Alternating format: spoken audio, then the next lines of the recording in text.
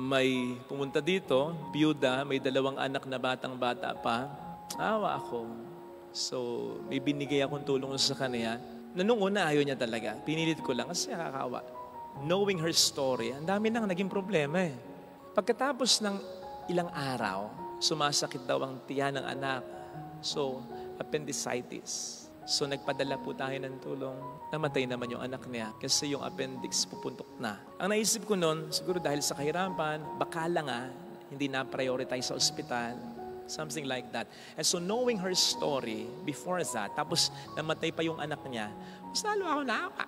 Tapos ang sabi ko sa kanya, kang mag-alala, yan na marahil ang pinakamatinding pagsubok sa buhay mo. Sa tulong ng Diyos, tutulungan kita. Para yun na ang pinaka-huling matinding pagsubok ng buhay mo. So, pinalibing pa natin yung anak. After few days lang at few weeks lang ang pinag-uusapan natin dito. Namatay naman yung nanay or tatay. Basta magulang niya namatay sa probinsya. Malayo yung probinsya nila. Tapos dito nangungupahan sila sa may bundok pa. So, tinulungan natin para makapunta ng probinsya. Nung nandun sa probinsya, kailangan ng pampalibing, kulang daw. Tulungan uli natin. So, nakabalik na dito. Nandito na, after a few days, siya naman nagkasakit. At hindi biro yung sakit, May mga resibo naman eh. Inakausap ko naman. Okay? Tinulungan natin, pina-hospital, pampagamot, ganon. Few weeks after, natusok yung anak niya. Tetano. So, kailangan saksakan, sa padala, tulong. Namatay din. Yung una niyang anak, siguro baka hindi daw ako maniwala. Pinadala pa niya yung picture, patay nga. So ito, ayoko naman sabihin, padala mo nga akong picture. Baka yung anak na niyang lumitaw sa akin dito, patay nga ako. So nagpadala tayo ng tulong para maipalibing din. Yun. Tapos ngayon, nasa ospital na naman siya. Alam niyo, at one point, medyo nagduda na rin ako. Pero naisip ko, ikaw ba, Father Fidel, ay nagdududang talaga o napapagod ka na lang tumulong sa kanya? Dito ko napatunayan na mayroong mas mahirap sa pagiging mabait. Ang mas mahirap sa pagiging mabait, yung manatili kang mabait. Narinig po natin sa ating unang pagbasa ang ilan sa mga huling habilin ni Moises sa mga Israelita bago ito pumasok ng Promised Land. Ito'y matapos din ang pagkaalipin nila sa Ehipsyo. Ngayon, kung mapapansin po ninyo, ang pinakadiin ng mga habiling ito ay ang pagsunod sa mga utos ng Diyos. Ang dahilan ay sapagkat sa mahabang panahon, naging alipin nga po ang mga Israelita sa Egypt. And so for many years, Egypt was governing their lives. Kung anong susuotin nila perhaps, kung anong kakainin nila, kung saan sila dapat naroon, pati mga pananaw nila. Kasi bihag nga po sila. At ang pinag-uusapan natin dito ay hindi lang 10 taon. Hindi lamang po 40 taon. Daang-daang taon ang pinag-uusapan po natin dito. And so imagine, lalong-lalo na yung mga ipinanganak ng sa Egypt na. Ang naranasan nila ay kung paano sila pamahalaan ng mga Egyptians. Pero ngayon, pamamahalaan nila, hindi lang ang kanilang sarili, kundi ang buo nilang bayan. Na sila-sila na. And so, what Moses was trying to do here was to really start or build a nation from the scratch. At ang pinag-uusapan natin dito ay hindi lang iilan tao, Hindi lang ito 1,000. Milyon ang pinag-uusapan natin dito. That's why they needed laws. Because a society without laws will be in chaos. Ang isang komunidad na walang batas, lahat magiging batas. Bawat tao magiging batas. Ito ang gusto kong gawin. Bahala kayo sa buhay ninyo. Basta, ito ang gusto ko, ito ang batas ko. Magkakagulo. Importante ang batas. Hindi naman nila po pwedeng i-carry over na lang yung mga batas na naranasan nila at sinunod nila sa Egypt. Dahil ito ay isang paganong bansa. Kaya, yung mga books hanggang sa Deuteronomy, ito yung paglilay down ng mga batas. Kaya nga ang tawag sa mga librong ito ay Torah, the laws, ang mga batas. Para may sundin sila na tama talaga. Dahil kumpara sa anuman na batas ng tao, ang batas ng Diyos ang siyang hindi lang mas mataas, ito pa ay siguradong dapat, totoo at mabuti.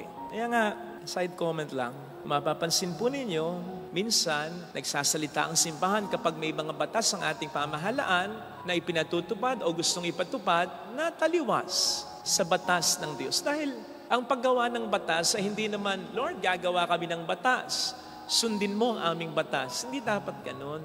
Dapat ang paggawa ng batas, ano ba ang gusto ng Diyos? Sapagkat sabi ko nga, yun ang mas nakatataas at yun ang siguradong para sa kabutihan, hindi lang ng iilan, hindi lang sa interes ng iilan, kundi sa interes ng lahat o ng karamihan. Kaya yun yung magsasalita ang simbahan. Tapos magtataka kayo kung bakit ang daming abusadong politiko, kung bakit ang daming mga nasisirang pamilya dahil maraming naghihiwalay. Noon pa man, isinusulong na ang divorce na yan. Kung bakit ang dami ng mga taong pasaway, magkakaganyan nga. Sapagkat yung mga batas na sinabi sa atin ng Diyos, itong sundin ninyo. Ito ang pagpili sa buhay. Ito ang papunta sa buhay na ganap at kasiyasa. Ito na yan. Ito yung manual natin, ang mga appliances. Kapag binibili natin, may manual yan. Kanino nanggaling yung manual? Di dun sa manufacturer. At yun ay dapat mong sundin dahil yun ang makabubuti sa gamit na binili mo, sa gadget na binili mo. Bakit? Bakit totoo yun? Bakit dapat mong sundin yun? At bakit para sa ikabubuti nung gamit na binili mo yun? Yung may gawa nung gamit, ang gumawa nun eh. Sino bang pinaka nakakaalam ng makabubuti dun sa gamit na binili mo, kundi yung gumawa o nag-manufacture nito? Tayo ay minanufacture ng Diyos. Hindi nga tayo minanufacture ng Diyos ng lump sum, yung maramihan. Sige, isang hulma na lang. Si Father, isang hulma na lang. Para sa mga lalaki, isang hulma. Ganyan na, pare-pareho na. Ang mga qualities ng lalaking yan, ang itsura ng lalaking yan, pare-pareho ng 1 bilyon. Susunod na 1 bilyon, ibang hulma naman. Hindi. Each of us, God designed uniquely. So may kanya-kanya tayong manual. Pero ang overall manual natin ay nakasulat sa banal na kasulatan. Yun ang wag nating kakalimutan. So dapat, yun ang ating sundan. Now, sa ating ebanghelyong napakinggan, narinig naman natin, kaugnay nito, ang sabi ni Kristo, sa pagsunod sa Kanya, dapat limutin natin ang ating sarili at buhatin natin ang ating krus. Anong dapat na interpretasyon natin dito? Madalas ang sinasabi ng iba ay may problema ako sa negosyo ko, sa trabaho ko, sa pamilya ko, sa kalusugan ko. Yun yung krus ko. Maybe. Pero hindi yun ang eksaktong sinasabi ng Panginoon dito sa palagay ko. Kasi paano kung wala naman sakit?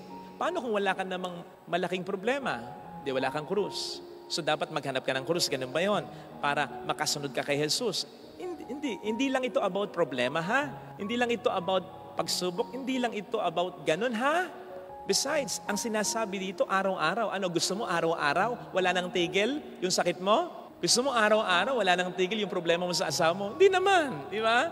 So yung sinasabi ditong pagbubuhat ng krus at paglimot sa sarili, araw-araw, ay hindi lamang sumisentro sa mga problema.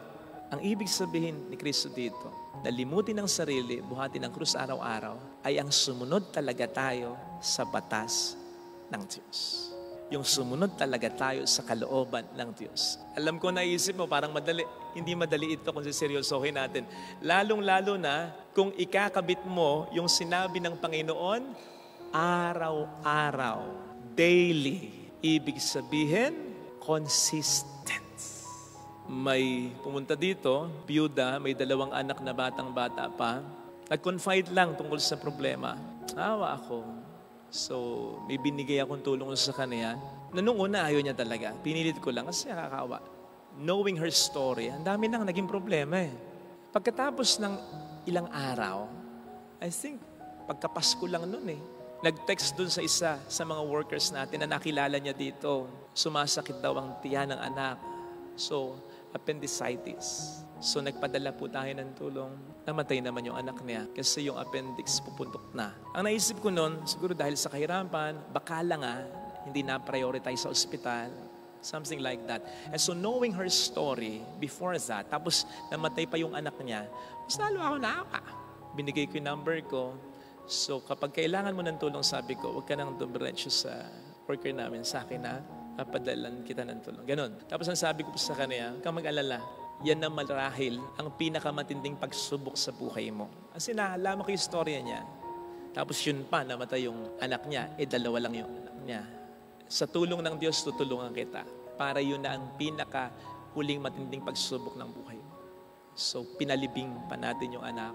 After few days lang at few weeks lang ang pinag-uusapan natin dito. Namatay naman yung nanay or tatay. Basta magulang niya namatay sa probinsya. By the way, malayo yung probinsya nila. Tapos dito nangungupahan sila sa may bundok pa. Something like that. So, tinulungan natin para makapunta ng probinsya. Nung nandun sa probinsya, kailangan ng pampalibing, kulang daw. Tulungan uli natin. So, nakabalik na dito. Nandito na, after a few days, siya naman nagkasakit.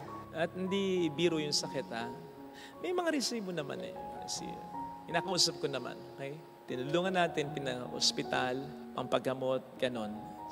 Few weeks after, natusok yung anak niya, natetano. So, kailangan saksakan, sa padala, tulong. Namatay din.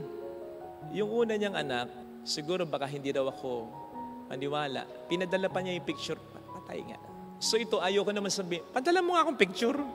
Baka yung anak na niyang lumitaw sa akin dito, patay nga ako. So nagpadala tayo ng tulong para maipalibing din. Yun. Tapos ngayon, nasa ospital na naman siya. Alam niyo, at one point, medyo nagduda na rin ako. Pero naisip ko, ikaw ba, Father Fidel, ay nagdududang talaga o napapagod ka na lang tumulong sa kanya? Kasi kapag umiilaw yung cellphone ko, kumakabahan ako, tinakabahan ako. Dito ko napatunayan na mayroong mas mahirap sa pagiging mabait. Mahirap na yung maging mabait. Ang mas mahirap sa pagiging mabait, yung manatili kang mabait. Mahirap pagpatawad. Mas mahirap yung manatili kang nagpapatawad. Mahirap magbigay, pero mas mahirap yung manatili kang nagbibigay. Mahirap magpakumbaba, mas mahirap yung manatili kang mapagkumbaba. In the same vein of thought na mahirap manatiling mabuting asawa, sa dami ng tukso ngayon. Mahirap manatiling mabuting ama, mabuting anak, mabuting kapatid, mabuting kaibigan. Diba? Lalo pat meron tayong sariling batas. Yung batas na, hanggang dito lang ako, hanggang dito lang ang pwede kong itulong. Pagkatapos ng pasensyahan na tayo. At least tumulong na ako sa'yo. Isang beses lang kita patatawarin, ha? Pag umulit ka, wala na. Ito yung condition ko para mahalin ka. May sarili kasi tayong batas. Pero papaano kung sinasabi sa atin ng Panginoon, ang sundin mo, hindi yung batas mo, kundi yung batas ko. Ikaw ba, Father Fidel? Tinanggihan ko. Ikaw ba, Father Fidel? Sinabi ko, hindi na kita patatawarin. Dami mo ng kasalanan. Ikaw ba, Father Fidel? Hindi ko pinagtsakaan. Ang pinanukat ko ba sa'yo ay ang panukat mo o ang panukat ko?